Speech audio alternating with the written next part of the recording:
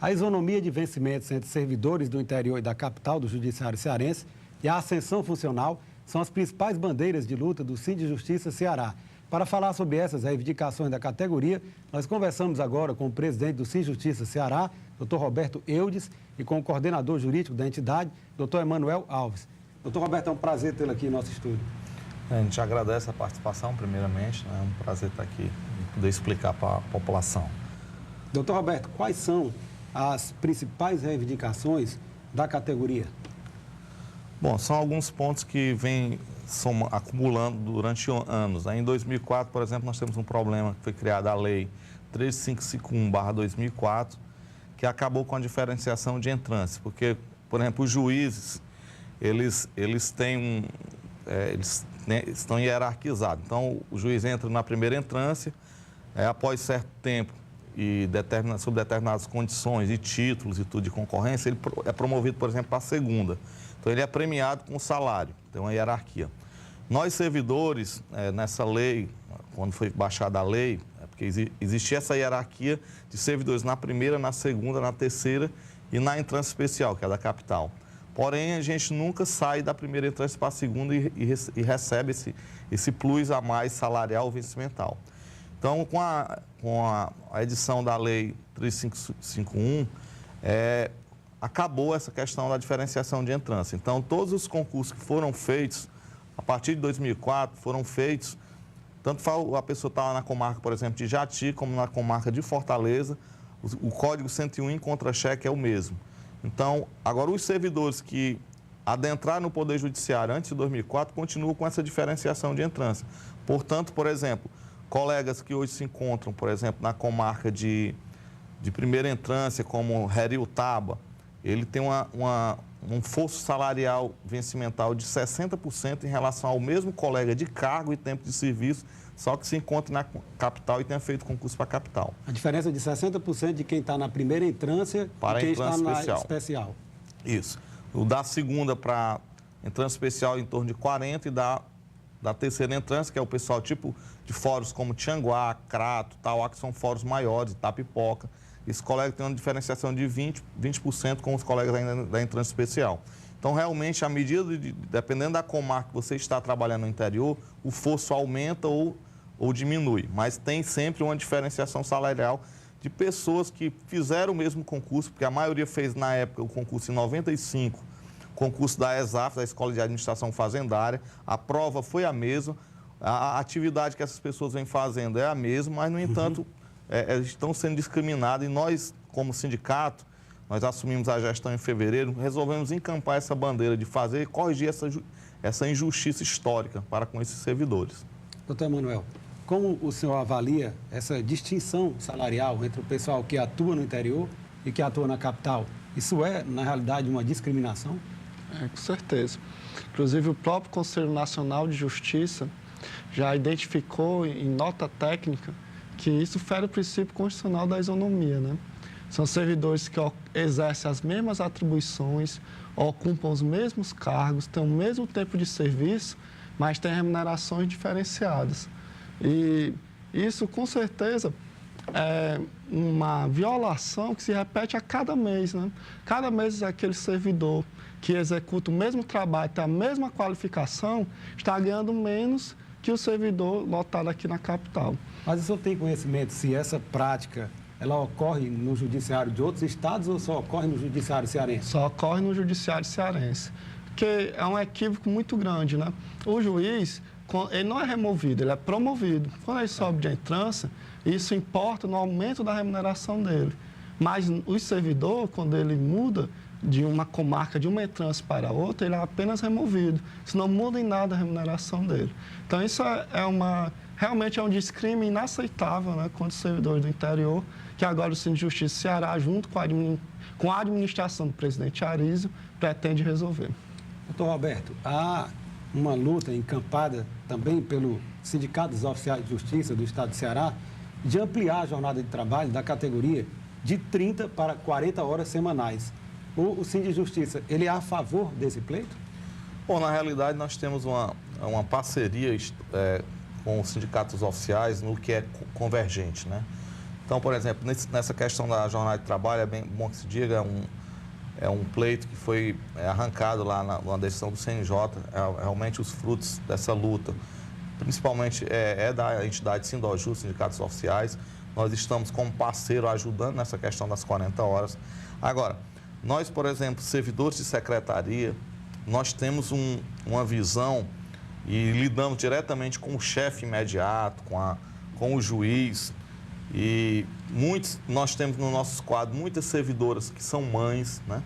Então, esse público, que não é a maioria, mas que a gente o sindicato tem o dever de escutar, porque as pessoas também fizeram um concurso para 30 horas, né? Quando fizeram o concurso em 95, pela ESAF, ou em outros concursos, que os editais foram sempre, o último concurso, inclusive, foi de 30 horas. Então, as leis que regem de trabalho, de carga horária, é nas 30 horas. Então, nós defendemos, sim, as 40 horas. Por quê? Porque convergimos com o sindicato na questão das 40 horas. Porque tem um retorno na questão da prestação jurisdicional para o povo. Porque se você, que é advogado hoje em dia, você for até o interior, você tem que sair pelo menos 4 da manhã para poder encontrar um fórum aberto. Então, é necessária a questão da prestação jurisdicional. Isso é um ponto. Agora, por um outro ponto, nós temos também que ver o lado do trabalhador que tem seu afazer, que quer ter sua qualidade de vida. Então, nós também representamos esse corpo funcional. Então, nós colocamos a bandeira, e aí, eu não sei se os colegas oficiais de justiça colocam a questão da opcionalidade, mas no nosso caso, nós colocamos a opção, porque é perfeitamente plausível, porque inclusive no projeto que foi aprovado pelo governador, nós tivemos a questão da opcionalidade, que vai ser condicionado logicamente a um decreto do Executivo, lá nos órgãos do Executivo. Então, por que não fazer aqui no Judiciário também a questão da opcionalidade? É uma minoria de pessoas, mas são pessoas que estão trabalhadores, que têm mães, que muitas vezes têm que acompanhar um filho nos afazeres, um servidor que tem um pai doente, um parente doente. Então, tem que fazer também, tem que ter essa mobilidade, essa opção, a questão da jornada. Mas não somos contra, porque isso vai trazer um grande benefício na questão de mais horas o fórum aberto. Uma melhoria na prestação jurisdicional. Isso. Vamos atacar um problema que nós devemos atacar, a questão dos cedidos, que aí isso aí já poderia devolver alguns cedidos que estão hoje nas prefeituras. Inclusive, a gente vem mencionando essa questão dos cedidos, que é um problema que a gente pode aprofundar daqui a pouco sobre essa questão.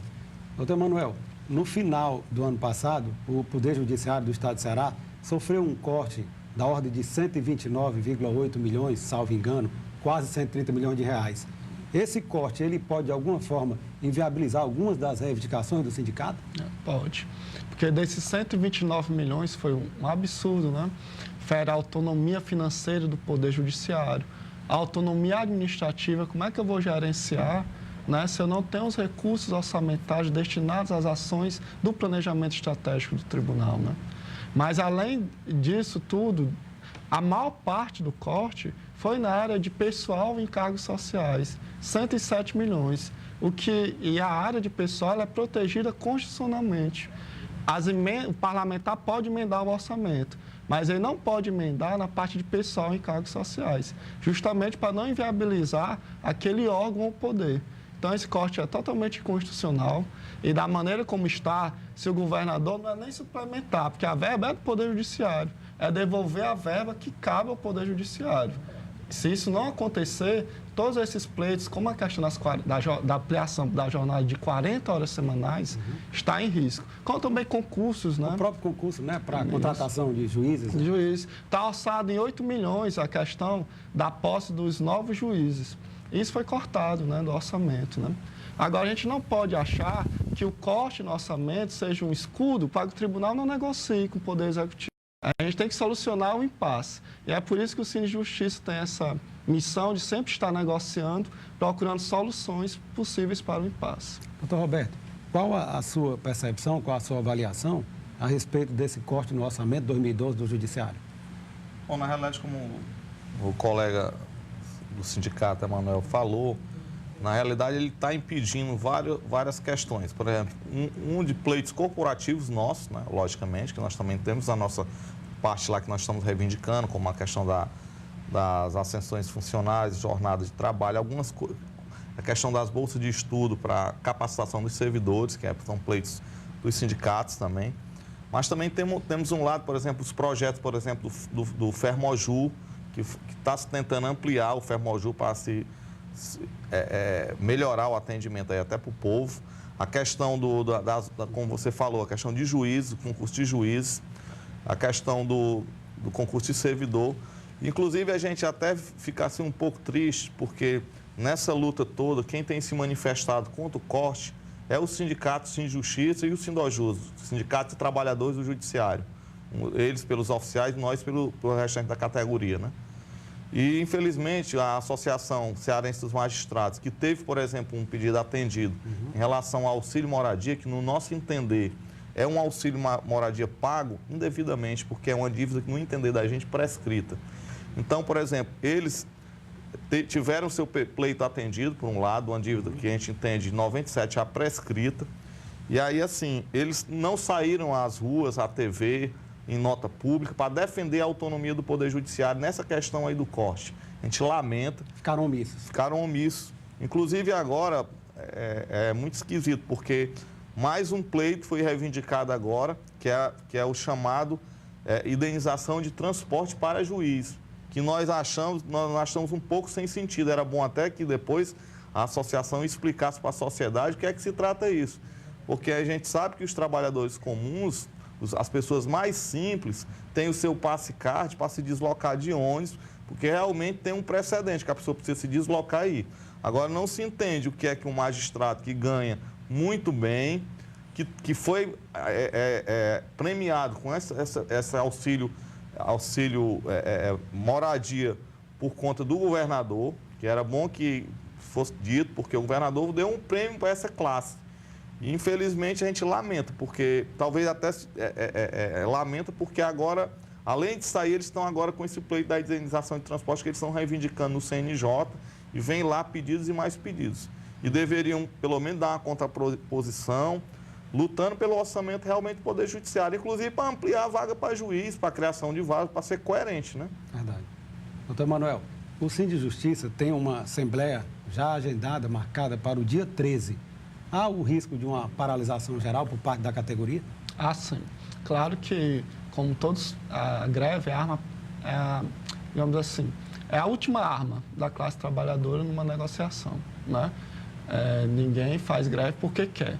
Faz greve porque as necessidades, a conjuntura, assim nos impele, né? Mas nós estamos convocando a Assembleia Geral, estivemos nos juizados, nos fóruns, estaremos viajando no interior amanhã também. Por quê? Para que a categoria decida que rumos o movimento vai tomar. A gente espera que até quinta-feira, às vésperas da Assembleia, tenha uma resposta concreta da parte do presidente do tribunal e do governo, no sentido de que os encaminhamentos às reivindicações sejam dados, né? E para a gente levar para a Assembleia Geral, para que a categoria avalie.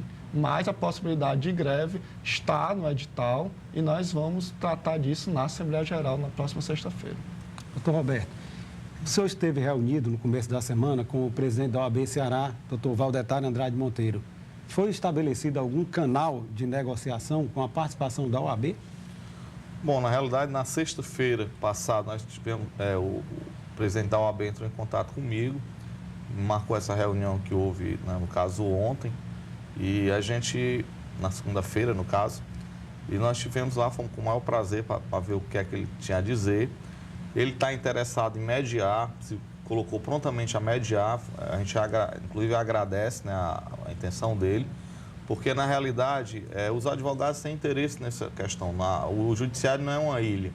Os servidores, o que está reivindicando tem a ver, por exemplo, com a sociedade, com o advogado que milita no dia a dia no fórum.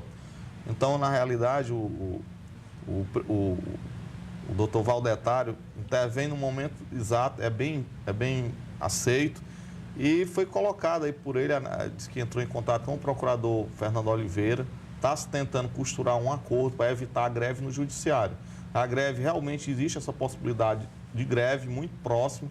Nós passamos o ano inteiro negociando, né, com o desembargador Ariza, ele mandou a proposta orçamentária, mas infelizmente foi cortada a verba e temos agora um problema. Tá entendendo? Não teve greve ano passado porque estavam na perspectiva do orçamento. Então, nós estamos fazendo uma campanha divulgando na Assembleia Geral. Nós vamos estar amanhã na região do Cariri e na região dos Inhamuns, nós nos dividimos. Estamos fazendo assembleias setoriais, vamos ter a presença da imprensa e os servidores estão nos cobrando. Então, nós precisamos de uma posição até a quinta-feira. Hoje, nós fomos já contactados com a assessoria do tribunal para termos uma reunião amanhã às 15 horas. Então, vai ficar diretores amanhã para negociar, ver o que é que tem que ser dito, e nós vamos lá para o interior para fazer o nosso trabalho, que é a obrigação como sindicalista. Né?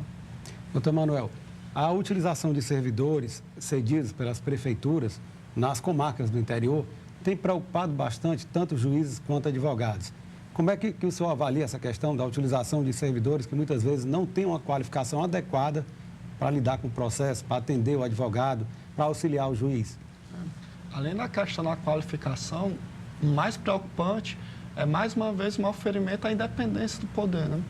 Como é que, além do servidor cedido da prefeitura, existe o que a gente chama de quarteirização.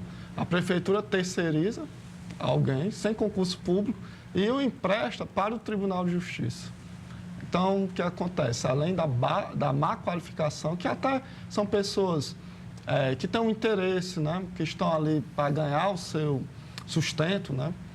Mas o problema é que a independência do Poder Judiciário, o equilíbrio democrático está em jogo. Porque como esses servidores se comportarão nos processos de interesse das prefeituras? Nos processos de interesse da oposição ou situação daqueles municípios? Né? Ainda mais nesse período de calendário eleitoral que nós vivemos. Né? Então, isso ajuda o empreguismo, né? Ao tomar lá da cá, todas as coisas que desfavorecem o judiciário autônomo e independente.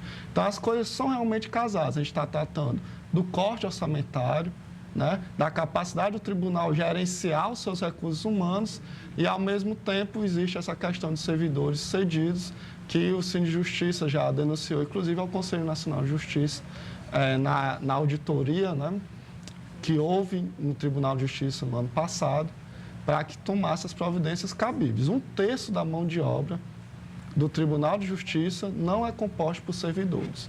Ou são cedidos, ou são terceirizados, ou quarteirizados, né? Terceirizados de outros órgãos são emprestados. Doutor Roberto, qual a sua percepção sobre a utilização de mão de obra de servidores cedidos pelas prefeituras nas comarcas do interior? Você acha que isso, de certa forma, dificulta uma boa prestação jurisdicional? Bom, são dois lados da moeda. Se fala que é a saída para que o fórum continue funcionando, tendo em vista a pouca verba para a realização de concursos, chamamentos novos concursados do Estado, ligado ao serviço da Justiça mesmo. Mas, por outro lado, é uma relação totalmente promíscua com o poder público municipal. E quando eu pergunto se dificulta uma boa prestação jurisdicional, é em função da falta de qualificação daqueles servidores que ali estão atuando. Claro, também tem isso, porque nós passamos por um concurso público muito exigente, que a gente estuda os códigos, processo civil, processo penal, toda a parte do direito.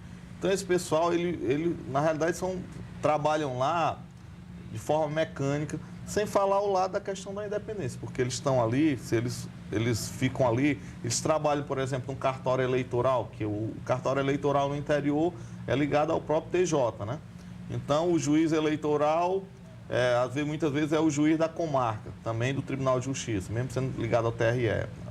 Então, acaba ele passando informação, por exemplo, para o prefeito, para o presidente da Câmara, se esse servidor cedido for ligado a alguém.